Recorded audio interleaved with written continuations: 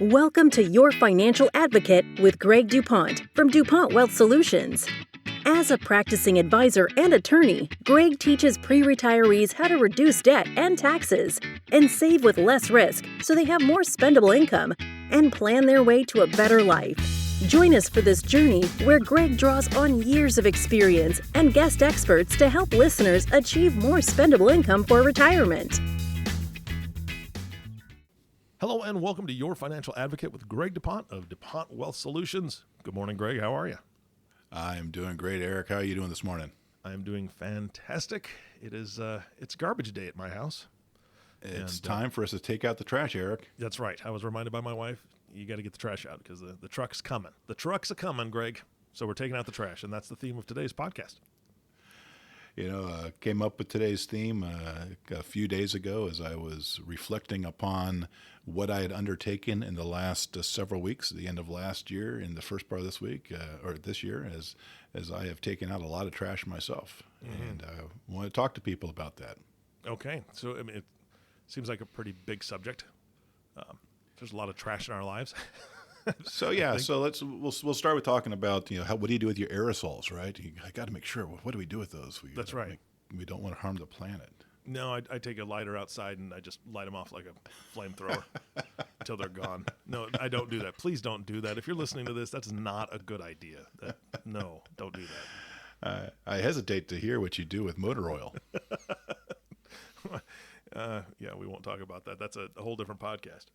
Excess gas, those type of things. Yeah, we don't want to admit our crimes on national radio, right? That's right. That's exactly right. But we have come a long way, right? When I was a kid, you change the oil in your car, and you didn't think twice about, what do I do with this oil, right? Mm-hmm. And now, some minnows are happier. Let's just put it that way. Yeah, it's probably a good idea that they put some regulations in place, and there's an actual way to recycle things like that. So that's good. So, what are we talking about? With taking out the trash, we're not just talking about, we're talking about the trash, taking out the trash. We're not talking about just the ecological, ramifications of what we're doing. We're talking about personal ramifications and all that stuff too, right? Yeah, I basically I'm thinking about four different things here. Yeah, we will talk about the ecological stuff, but that's not my bailiwick. But there are some things that people need to understand with that. But no, I'm talking more about kind of that head trash that we've got that are holding us back. Mm-hmm. Clearing out our old way of doing things, and clearing out our old views of the future. Things are changing. We gotta change ourselves every once in a while. And I think that right now, as we have this changing of the guard in Washington and change of philosophy there, it's time for us to take out the trash. Okay, teach us. So let's get the nuts and bolts out of the way. What do we do with latex paint? Nah, I'm not going to talk about that, right? I know the answer, though. Do you? Yeah. Kitty litter? What? Kitty litter. What do you do with kitty litter? I heard from a friend of mine the other day that you're supposed to put kitty litter in it to dry it up, but that's... Oh, yeah. Well, I put it in a large pan outside and let it dry, and then you just peel it up like a piece of silicone. And you can throw it like a frisbee with it. Yeah. So, my practice of law started back in 92. And one of the first handful of estates that I was involved in had a person that was a hoarder that died. Mm. And it was, as you would imagine, when you have a dilapidated old home, that as you walked in the front door, you were knocked over by that melange of animal scents, right? And ceiling to floor of newspapers and stuff. Mm-hmm.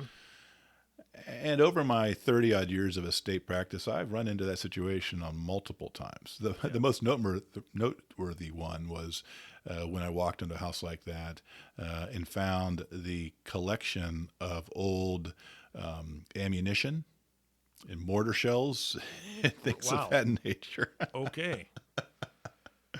A quick call to the bomb squad was made. Seriously, yeah. So that they could resolve what had to be done with those. But an overall theme that I've seen repeatedly outside of the hoarder situations is people not knowing what documents they need to keep and how to keep them, right? And when they get to destroy and when to put them out. And I have found that overwhelmingly people keep things too long. Yeah. Okay. And so, just as a rule of thumb, if it's a tax-related document. Oh, and by the way, in full disclosure, this conversation comes as a result of my wife and I clearing out a filing cabinet that had many years of old receipts and things like that in our house. And she's like, "Do we need this? Do we need that?" No, we don't need any of this stuff. Yeah. So, if it's just something that's a consumer card payment, things like that, well, you pay it, you recognize that they have made the credit the right way, then you don't need to keep it unless you have something on there that you need for taxes. But short of those type of things, you don't need that. Taxes if you file your taxes, there's a 4-year statute of limitations essentially for them to challenge what your return was. So you'd want to keep 4 to 5 years of tax-related matters. I do recommend that you keep your tax returns themselves, but the backup documentation, if they haven't come reaching for you with an audit within 4 years, there's no real reason to keep that other stuff out there. So other documents that people tend to have and things that I've seen over the years that seem like they make sense but don't really need to be done.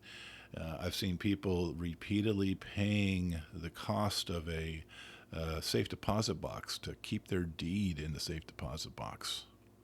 And there's absolutely no reason to do that.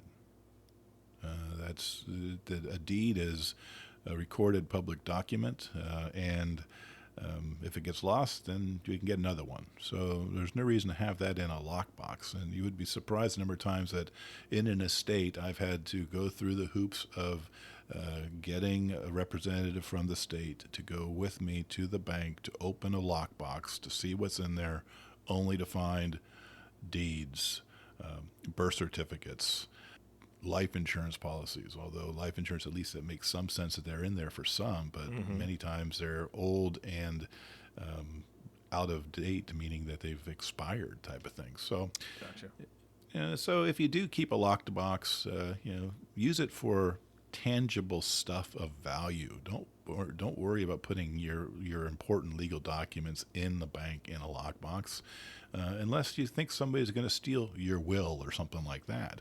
And if that's the case, then you should be talking to somebody like myself and having the lawyer hold the document, not the cost of that. So basically documents, it's 4 years for tax things. Anything other than that, a year, clear them out. Any other specific questions you might have on documents, Eric? No, I mean, I'm assuming shred them or burn them, right? Yeah.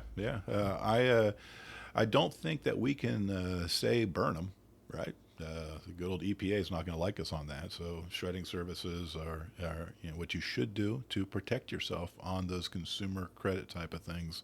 In this era of identity theft, any data that you can put out there that they can use to create your identification, we got to be careful about. Yeah, destroy it.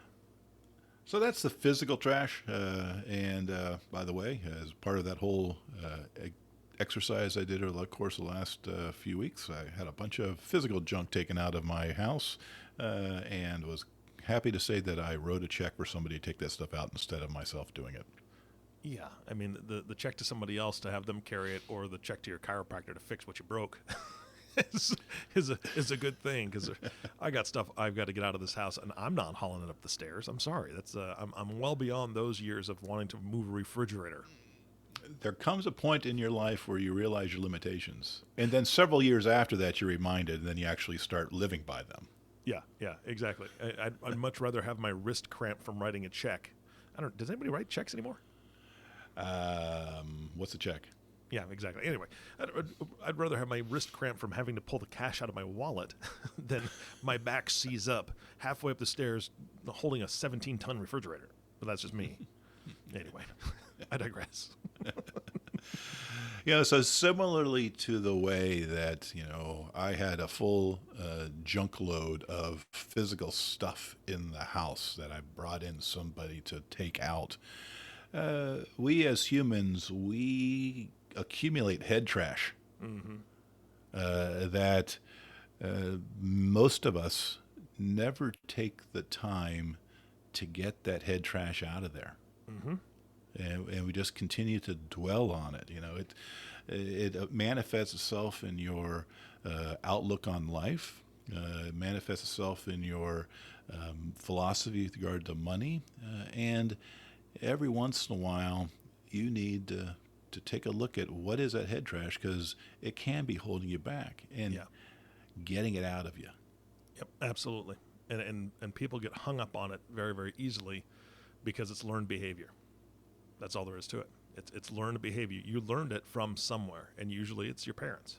And a lot of people listening to this call, their parents grew up as children of parents that lived through the Depression.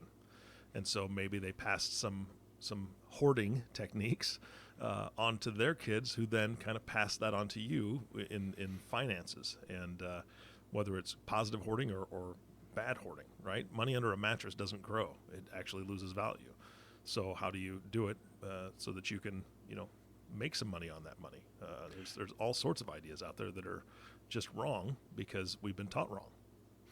Along those lines, Eric, I'd like to recommend to the audience a book called The Soul of Money by Lynn Twist. It's been out for a long time, but I read that last year, and it is logical, but we don't really recognize it as we're going through life, how much our current belief structure and our relationship with money was formed by our observations of our parents and those type of things. Money doesn't grow on trees, right? Whatever the narrative around your house, that is subconsciously driving many people to this day, many years after they've heard those type of things. And it's that mind, that subconscious narrative that really does affect your relationship with money and your ability to live your life to the fullest as you want to define it. So when we talk about getting rid of the head trash, as we've talked about, I run 2 businesses, and I've got many people that work for me. And I've got lots of aspirations on how I'm going to impact people with my March to $1 Million and those kind of endeavors. And, like everybody else, 2020 was a rough year, right? Lots of goals, lots of initiatives that were not able to either be implemented or didn't do anything near what they were expected to do. And as I was doing my year-end reflecting, I knew that head trash from 2020, taking that into 21, was not going to do me any good. Yeah, good point. And so, I have developed a journaling practice myself after many experts have extolled the virtues of such a practice. And I sat down as part of my own taking out of the trash at the end of 20 and wrote down, all of the things that didn't work the way they were supposed to. All the initiatives of 2020 that came up short, all the failings, as it were. And I dumped that out in my journal. And then I also dumped out all of the lessons that learned, all the blessings from those challenges. And resolved, okay, I shut the door on that head trash. That's done. Yeah. Now we move forward. We take the lessons and move on. That's it's powerful. It's how we respond, not what we just can't dwell on that head trash. So how do you get rid of it for good, right? Putting it down and then saying, okay, it's gone is one thing, but not revisiting it and thinking about it again is the other piece. How do you do that, Greg? That's been the power for me of after many years of trying to get started with a regular exercise of journaling. That whenever I feel those coming back, I put them on paper. There you go. Okay. And after I get them all down on paper, then resolve. Okay, that came back for a reason, maybe to remind me of the lesson I learned. But it's time to move on. Yeah, yeah, that's nice because you can turn the page, right? I mean, that's the whole thing. Turn the page and then it's blank again. Metaphorically, it's beautiful. Yeah, perfect. All right. So the next thing I wanted to talk about, clearing out the trash that is the old way of doing things. Okay. As we talked about many times in our podcast discussions here, the old ways of saving for the future, of planning for the future, of using your money during your lifetime, they're not the ways that we are going to need to live the life that we want to live in the future as it's going to unfold in front of us. So we need to take a step back. We need to kind of test our assumptions on some of these mechanical ways that we have been saving for our future, of using our money, and asking ourselves, does this really reflect what I want? Where does this come from? And should I change it? If you go back to the soul of money and the way that your parents' patterns impacted your patterns, many of those patterns for your parents, well, depending upon when, right? They were either set in the back in the Depression era, or they were set in the roaring go-go 80s, and things have fundamentally changed in the economy. And we have to develop our own strategies for where we are at now and what it looks like going forward, as we've talked about before. Yeah, and just a quick personal story on my side. My parents, it wasn't necessarily taboo to talk about money in our family, but we never did. Now, we didn't have a lot, that was for sure, but I remember I had way too much money when I was, much younger in junior high, early junior high, because I had a paper route. Right, and I made money from that, and so any kid who's 12, 13 years old who has a couple $100 a month is what I was making in my paper routes. That's way too much money, and I didn't know what to do with it. And I remember specifically one time, my dad and I were at the airport. We were picking up my mom. She had gone back to help a family member, and I had learned how to flick pennies. Do you remember how to do that, Greg? Flick pennies? Absolutely. Yeah. So I'd done that a couple times, and I know that he wasn't really paying a whole lot of attention. And then I dug into my pocket, and I had a dime, and I flicked it, and we were on the escalator, and it clink, clink, clink. He said, "What are you doing?" And I was like, "Oh, I'm just flicking pennies." That didn't look like a penny to me. No, it was just a dime. He was so mad, Greg. He was so angry. He's like, "That's a dime. What are you doing? You need to pick that up."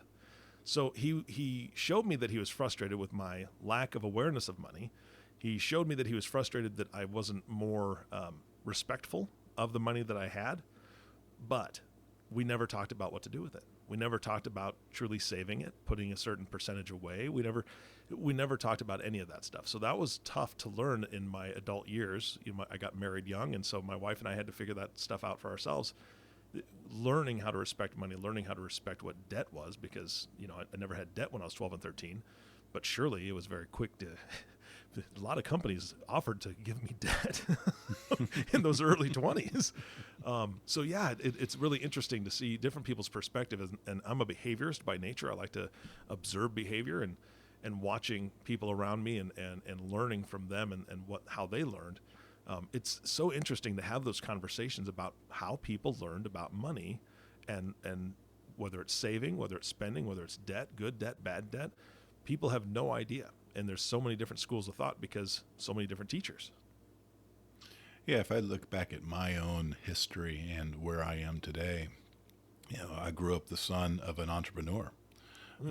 And so my whole perspective on money has a certain, shall we say, allowance for the variability of income, as opposed to, if I was brought up by a wage earner that had a steady paycheck. No, I grew up with my father struggling to make payroll, struggling to provide for a family of 7 kids. Holy cow!